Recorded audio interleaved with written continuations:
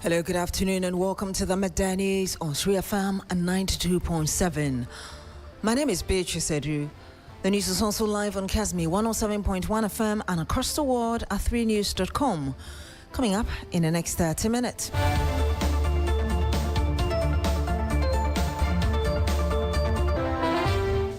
Deputy AG rejects GBA's vacation court claim, says GBA cannot dictate court proceedings.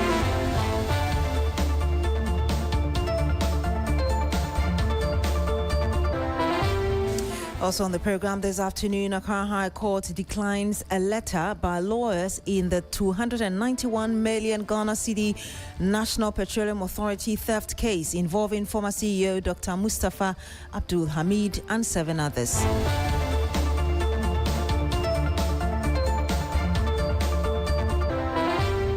Much later on the program, network of persons living with HIV in Ghana, NAP Plus Ghana demands urgent clearance of ARVS.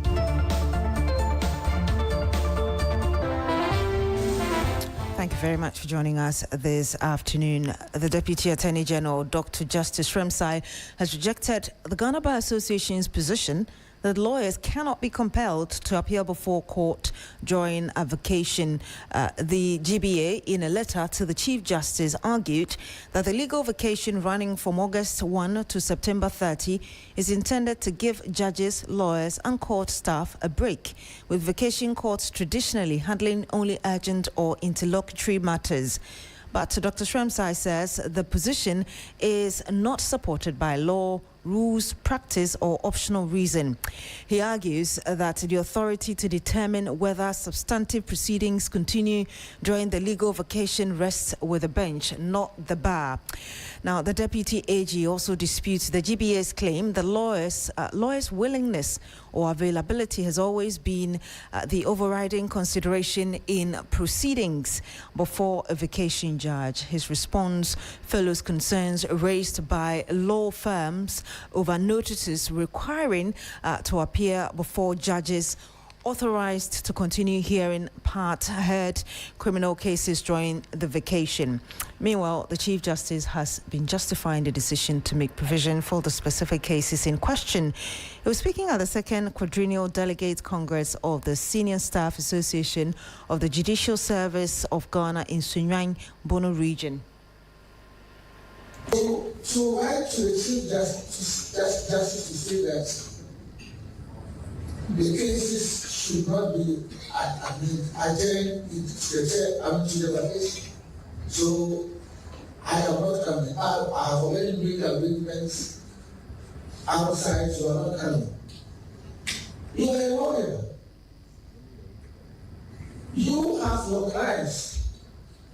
If your clients decide to leave, you leave. Well, go on leave. But you cannot say that there's a legal vacation and the judge who is actually sitting cannot do your case. No, that's not it. And then adjournments are not at the instance of the Chief Justice. An adjournment is a judicial act.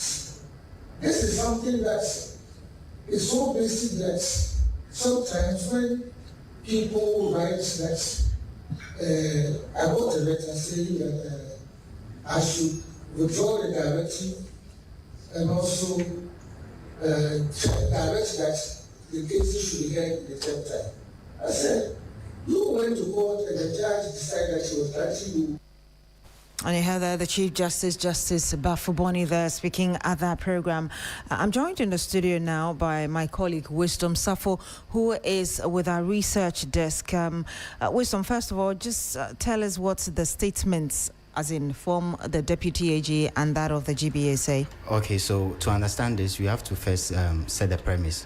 So there were cases that were scheduled within a period where the Ghana Bar Association, or we had a judicial leave, so they were on a vacation, right? So there were petitions by the lead counsel of those defendants of those cases, and the counsel was with Zoe Achia and Co. Company, Dami and Partners, and Samuku Jeto, and they were the lawyers for Abdul Hanan and Kwabena Edubuahin's case. So they wrote a petition to the Chief Justice, right, that we can't have sitting or trial during legal vacation. So the GBA backed the petition that they sent in a release yesterday. So let me quickly read some part of the release by the GBA. So they cited CI 47. The High Court's vacation runs from 1st August to 30th September, and says that vacation of courts, both physical and virtual, are meant only for emergencies, never trials. So if they are on vacations, if there is a call that has to be made, it should be an emergency trial. And they also argue that lawyers cannot be compelled to appear during vacation, and courts cannot proceed if counsels are also unavailable. And they also want that pushing ahead will smack of biases or selective justice. And it closes with confidence that the petitions will be considered favorably, and argues that judicial and respect and vacation should be respected, as it has been a standing tradition. But the AG disagrees. So in a press release today, realized that the AG, Deputy AG, made some claims, right? He also had some position. He said that contrary to the GBA's president claim, the power to decide whether to take proceedings on the substance of a case during a legal vacation is for the bench, meaning for judges, not for the bar, not lawyers. So this has always been the case in Ghana, according to the Deputy AG. As we have known it, it is the Chief Justice who determines when and where a court should work.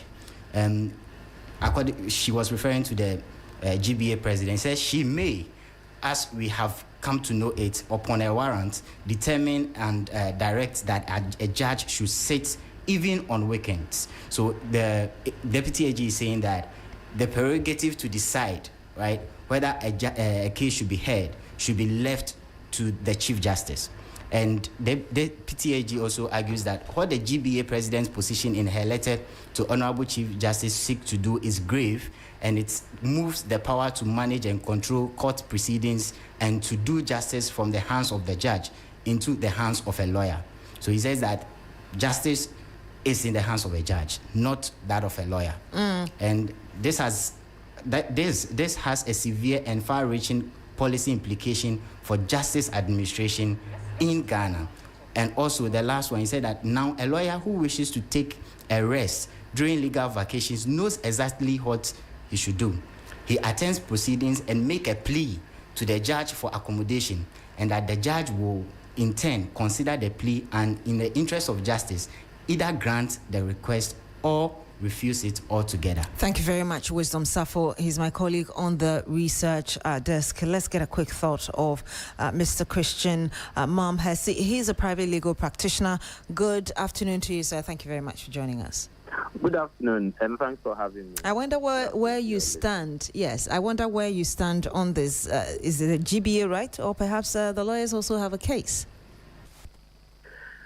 Yes, I mean, I believe the lawyers have a point, and definitely the Chief Justice also has a point. But the Chief Justice's point is administrative, and it is rooted under CI 47 Order 79 Rule 1. And if you look at Rule 1, it says that subject to the Court Act as amended, the Chief Justice may appoint any day, including vacation, for the hearing of causes or matter, or as it may be. And also, it has the powers to deal with matters or cause matters to be heard during vacations in respect of emergency cases or other matters. So clearly, the Chief Justice has the power to do all of these things. While that is so, this is also in a context that legal vacation normally is where the bar gets its leave, or it seeks to have leave in order to rest, because one had worked throughout the legal year, and that is the only time that the lawyer rests. And in practice, what normally happens is that the court would seek whether or not the lawyer would be available. Some people take medical leave, others take just normal time to go and rest off and cool off and come back in October. So normally the court would engage the lawyer to find out, especially if the court would sit throughout the vacation. So where probably the court wants to expedite the matter on a particular trial, because probably had dragged and all of that, yes, then the bench would engage the bar and agree on some dates during the vacation within which to carry through. Now, if the lawyer, either of the lawyers will not be available, then the bench would intimate to the bar that then would let's take a date next term so that the matter would be heard. So I believe this should be one of consultative arrangements between the bench and the bar as far as this particular case is concerned. But this whole issue, the dichotomy and causing as if there is apathy between what the position should be between matters during the legal vacation and that which relates to the bench and the bar has long been settled through practice, convention, and tradition. Is this a precedent, though? I mean, people talk about the Quality Green case, for instance. Yeah, so you realize that in the Quality Green case, for instance, there was a consultative endeavor, and the bench did not say that it is a must compulsory appear before and but there was consultation. That's why I mentioned that the Chief Justice has that administrative right to do that, and also enjoin under Order 79 Rule 1 and 2 to have that done. But save that is so, there must be a consultation between the bench and the bar in order to have the trial come off, whether during the legal vacation or in the new legal year, which starts from October. And I know you've considered what the GBA is saying as well as what the legal quote-unquote authority is saying as well. But what are your general thoughts about the justifications from the CJ beyond what you said? I mean, CJ's justifications would, like I had earlier submitted, his justifications would basically be rooted in the rules I mentioned, per the CI, and he will not go beyond that. But like I said, in such situations, it is not one of entrenched positions, because what would happen is that if the lawyers are also arguing from positional bargaining point of view, then are we saying that the clients should be left to go and defend themselves? No, that would also cause injustice, because the layperson cannot glean from the pleadings and witness statements and cross-examine and do all those things. So that would also affect justice delivery, because at the end of the day, I believe that the Lord Chief Justice is looking at quality of justice delivery as far as this particular trial is concerned. So there must be a consultation, especially because it's legal vacation. Now, I've also heard the argument that, yes, the Chief Justice can order courts to sit during weekends and all that. But all those ones is during the legal year. So during the legal year, you, the lawyer, you are enjoined to work throughout, because justice must at all times happen. And the reason why courts sit during legal vacation is to make sure that justice does not come to a halt, and that at all times there's a court to hear interlocutory applications, and at the lower court to also hear matters. That's why at the lower court, the monetary jurisdiction and other things were enhanced so that they would absorb some of the congested cases from which hitherto would have gone to the high court to come to the circuit court to be dealt with. And the same thing which would have gone to circuit court. Now, the district court can deal with some of those things because of the enhanced jurisdiction. So this whole thing should be one of consultation, which has long been settled through practice and tradition and convention as well. It shouldn't be a problem that should be tackled over media and all of that. Thank you very much, lawyer, for speaking to us.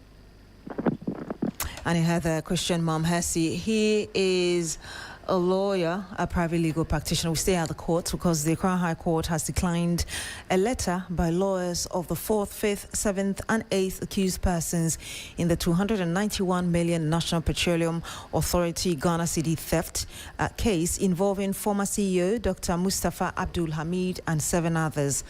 The lawyers were seeking an adjournment of the trial pending the determination of the petition to the Chief Justice to stop trials during the legal vacation. Joseph Penka is lawyer for the former MPA CEO Mustafa Abdul Hamid. In absolute respect to the court, because unless adjourned it, we agreed to meet today to continue with CMC. However, as a result of certain circumstances, we were anticipating that the case would be adjourned to October. Because, of course, counsel for A1, my good self and my team, and then A2, A3, and the other accused persons were all present, except counsel for A4, A5, A7, and A8, who had traveled outside the country and written to the court asking for an adjournment to October. But same was rejected by the court, and the case has been adjourned to the 18th for us to continue with CMC. Well, we had written to the CJ, we petitioned the CJ that we had prior commitments. As a result of the vacation, we anticipated some had commitments here in the country and outside of the country. And we have petitioned the CJ, but there's no reply to that effect yet. So while we await that, the Honorable Court was right in its wisdom to say that until the determination is made by the CJ rejecting or accepting the request to adjourn to October. And you had Joseph Kanka. He's the lawyer for the former MPA CEO, Mustafa Abdul Hamid. Let's speak to Lord Edwasari. He's our Court Affairs correspondent. Lord, what more can you tell us? Right, Beatrice, and so today the business of the day was for the case management conference of the NPA trial involving the former CEO Mustafa Abdul Hamid. Now, they communicated to the court that 2 of the accused persons' lawyers were out of the jurisdiction.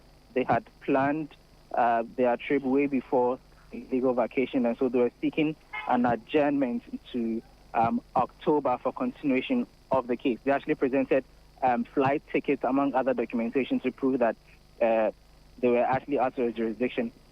And then they also cited the fact that they had petitioned the Chief Justice for cases being heard, for which case DS is involved, to be heard during the legal vacation, to be postponed to October because of the unavailability of those lawyers of the accused persons. So apart from the lawyers of the 4th, 5th, 7th, and 8th accused persons, Dr.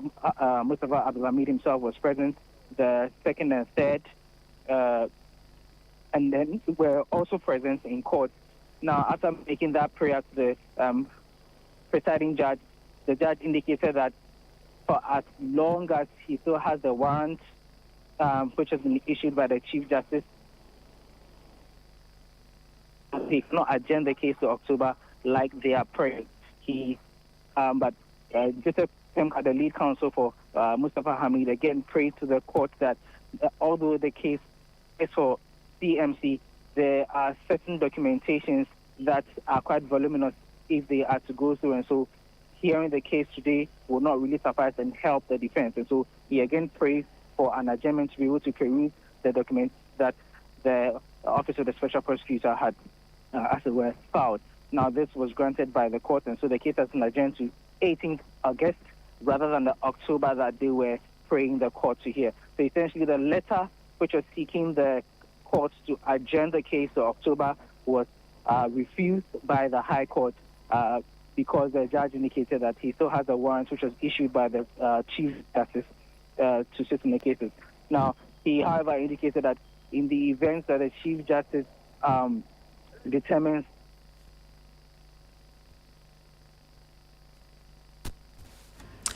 All right, thank you very much, Lord Edwasari. We do apologize for the line, and you're still here on the Midday News on Shri FM 92.7. Now, authorities in Burkina Faso are expected to spill excess water from the Bagri Dam.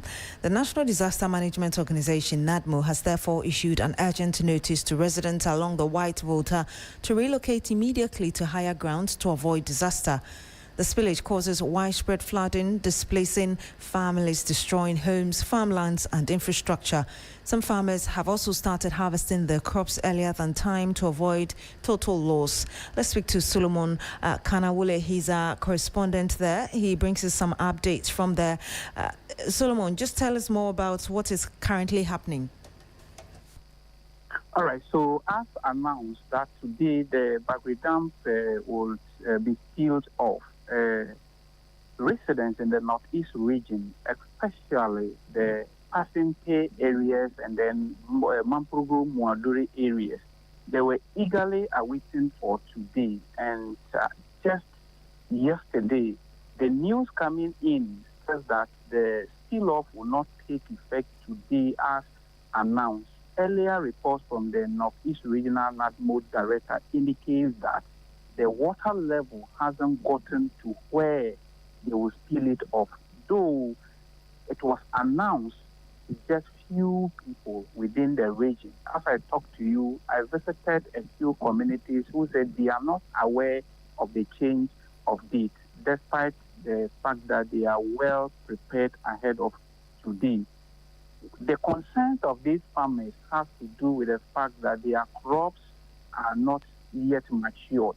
And so whether it comes today or any day at all within August, they have nothing to harvest. And that is their worry as of now. All right, thank you very much. And you had the Solomon Kanawule. He is a correspondent in the northern parts of the country where, of course, we're expecting the spilling of the Bagri Dam. And he was just bringing us an update earlier.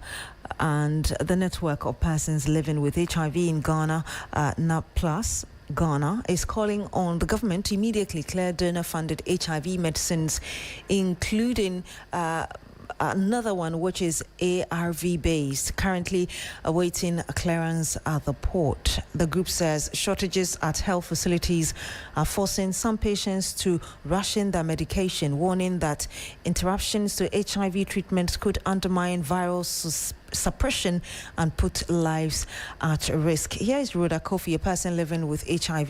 She spoke to 3FM earlier. It's unfortunate we have to come back to this particular conversation at this hour, because early this year, personally, I'm on medication, so I have to go for my medication from time to time. So I was scheduled to go for my medication around March. When I went to the facility, I was given some medication that was having a very short shelf life. It was just some few months to expiring. That was in March, and the expiry date was in July. So my health practitioner had to tell me to come back in 3 months' time. I should go and take the medication. I had just 3 months to expire, and it was a bottle of 180 months dispense.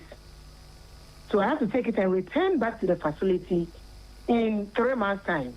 In 3 months' time, we went to the facility, and then the medication has to be rationed. You have to be given 2 weeks, 1 week medication. We asked and we were told they still don't have medication. And this 1 week, 2 weeks medication you are even receiving, you don't even know the container they are taking it out from, whether it's still the expiries they are giving us or is the new medication that is out. We try following up to the programs and other facilities in the regions, and the ALT in charges, the medical stores, they are all telling us they don't have medication. Meanwhile, from the CCM engagement we have as a CCM member, we realize the medication has been purchased by Global Fund, and it's at the port. It is currently at the port and has not been cleared. So what is Ghana waiting for? Once we need the medication in the facilities, currently Kolebu don't have even PrEP that is used for prevention. Telolami that is even used for prevention is totally out of stock. That one, they are not even rationing it. So it means we are not preventing. And you heard there Rhoda Kofi. She is a person living with HIV. Meanwhile, the Ministry of Health says it is working to reduce the bureaucracy to have the medication in time. Tony Goodman is spokesperson for the Ministry of Health. The way it works is that you would do the procurement through the various funders, like the Global Fund and the rest. It goes through a process. It's consigned in the name of the Ministry of Health, and then it's cleared. It is that period, the period it arrives, and then the process is going through finance, waiver here and there. It's that process that delays a bit. But yes, we acknowledge that, yes, we need to have it in country before this one runs out. But we are working on that to reduce the bureaucracy so that we can have it in time. It's just unfortunate that this came just recently, and there is no medication, so that has drawn base public attention. But it will be worked on. It is a bureaucracy of things, the way we have to go through various processes to clear them, I'm sure. And you heard that Tony Goodman, he speaks for the Ministry of Health. From our homes, markets, shops and offices, Ghana produces enough waste every day to fill close to 800 fully loaded 20-foot shipping containers. And every morning, another 800 containers worth of waste is added to the pile. But once the bin is emptied or the rubbish is taken away, where does it actually go? In some parts of the country, it is collected. In others, families carry it to open dumping site, burn it, or simply dispose of it wherever they can. And even in Greater Accra region, where collection is highest, the waste problem remains difficult to miss. So what really happens to the rubbish where we throw away? Let's speak to Wisdom again. He joins me once again in studio. Wisdom, what have you gathered? So I was digging through the waste figures over the last week, and this is actually a drive that the research desk is embarking on, right? So we realized that Ghana generates over 8 million tons of waste annually, and you did the math very perfectly. You realize that if you divide it across the 365 days, we are generating about 800 shipping containers, 20 feet containers worth of waste every single day. And it's even projected to reach about 20 million tons a year, which is equivalent to 2,000 shipping containers, 20 feet containers every single day, if nothing is done about it. So what are we actually throwing away? Let's segregate the components of all our entire rubbish or refuse waste that we produce. About 54% of them is organic. Organic means they are biodegradable. They can decay, they can be turned into compost and all. And there's a missing opportunity there. What is happening?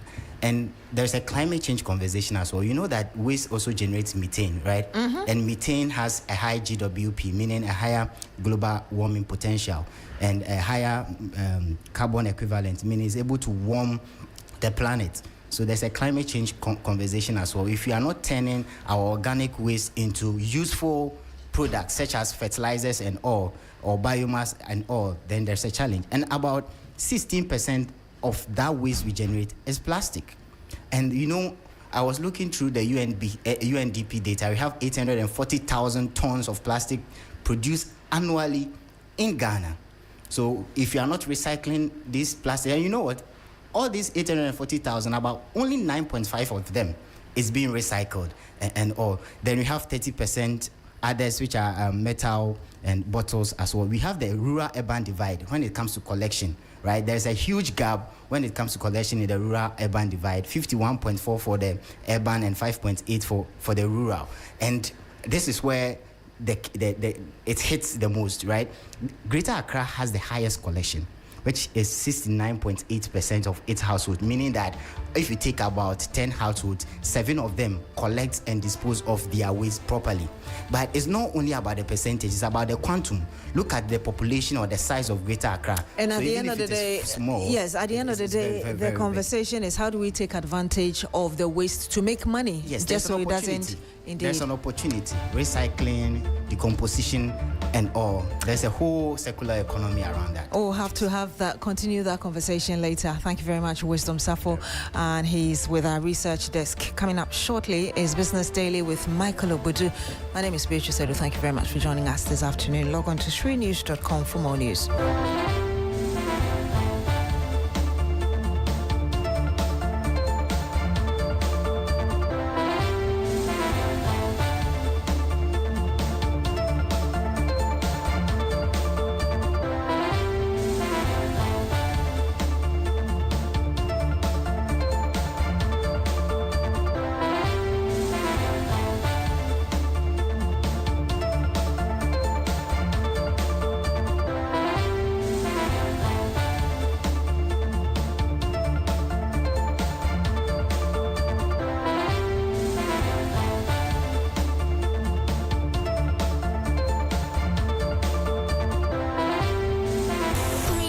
FM 92.7 Urban Lifestyle Radio Station.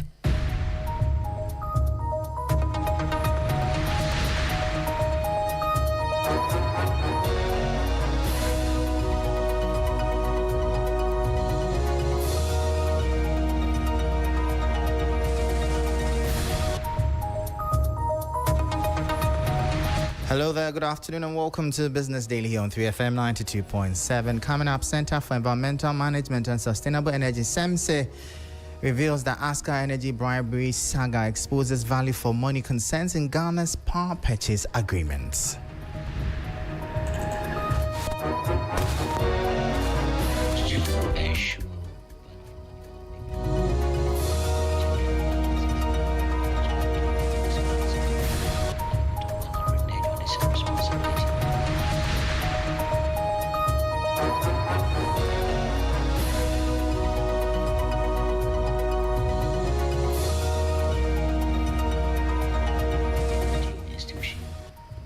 Was supposed to ensure value for money or maybe promote check and balances with respect to some of these contracts. That's the Parliament of Ghana reneged on its responsibility.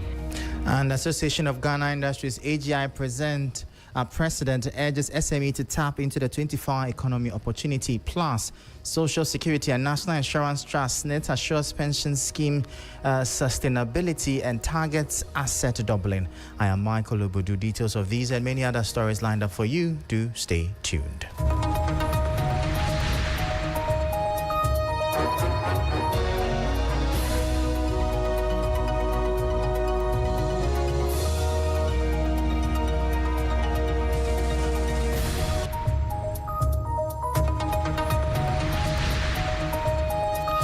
Thank you so much for your time. Straight into our top story. And the Center for Environmental Management and Sustainable Energy, SSNIT, says the alleged ASCA Energy bribe saga highlights serious concerns over value for money in Ghana's power purchase agreements. Executive Director of SSNIT, Benjamin Isia, said the developments suggest that in many cases, Ghana may not be receiving adequate value for the money committed under some power contracts. Ghana has entered into several PPAs over the years to secure electricity generation capacity and meet growing energy demand. However, concerns over the cost and terms of some agreements have fueled calls for greater transparency, scrutiny, and value for money assessments in the power sector. The revelation of the U.S. court exposes our weakness in guarding the interest of the state in some of these contracts signed by IPPs. And what it simply signifies is that in most of the cases there is no value for money, and the authority or institution that was supposed to ensure value for money or maybe promote check and balances with respect to some of these contracts, that's the Parliament of Ghana reneged on its responsibility to stand instead of the good people of Ghana. And I think it should be a matter of worry and a matter of concern, especially at the time that we continue to pay higher tariffs due to some of these over-bloated and overestimated power purchase agreements. So So that was Executive Director of the Center for Environmental Management and Sustainable Energy, SSNIT, Benjamin Nsia.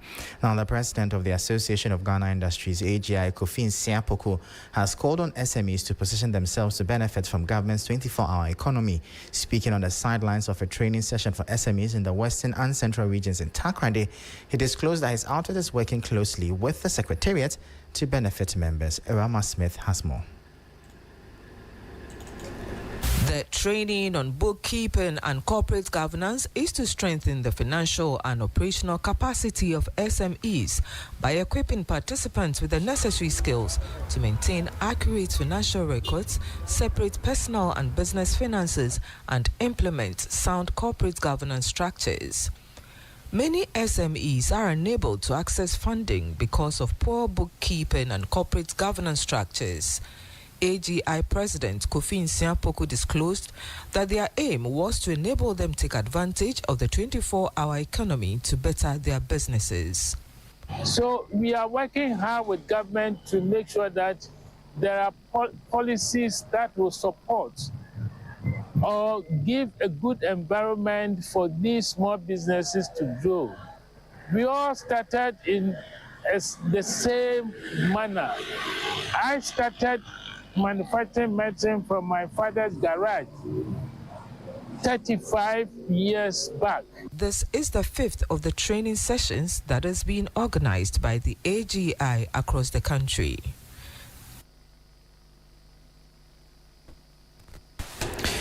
To some more stories now, the Social Security and National Insurance Trust, SSNIT, has sought to allay concerns over the sustainability of the pension scheme, saying it is on course to double the value of its assets from the 2024 level. SSNIT increased the value of its asset by more than 8 billion cedis last year from about 20 billion cedis in 2024. Speaking to 3 Business on the sidelines of a meeting between SSNIT management and the Board of Trustees, Director General Kwesi Afrɛ-Baini said the scheme has already surpassed its growth recorded last year.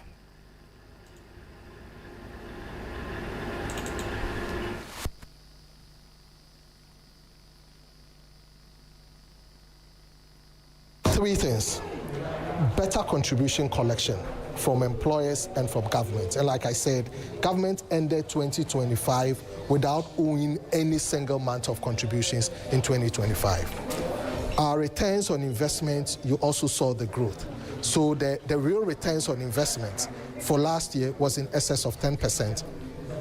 That clearly helped shore up the numbers. And then lastly, we've had a very positive year on the stock exchange. Our stock exchange performance has also been super good. These 3 variables account for the 8 billion growth that you saw. Do you see the prospects of repeating that feat this year?